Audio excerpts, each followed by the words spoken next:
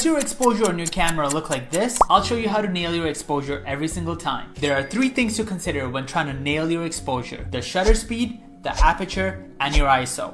First, set your shutter speed based on your frame rate. For example, if you're using 30 frames per second, then set your shutter speed to 1/60th of a second. The shutter speed has to be double your frame rate. Now, we gotta adjust your aperture, also known as the f-stop. In low light conditions, open up your aperture wide to let in more light. Based on your lens, you can go down to f1.4, f1.8. If it's super bright outside, then make sure to close down your aperture to f6 or f8. The last step is to dial in your ISO. The reason why ISO is left to the end is because if you start adjusting your ISO without setting these other 2 parameters, you might introduce a lot of noise in your image. So after adjusting your shutter speed and your aperture, if your image is still a bit too dark, then increase your ISO just by a bit. If your image is a bit too bright, then bring down the ISO. If you guys found these tips very helpful, then follow me for more tips in the future.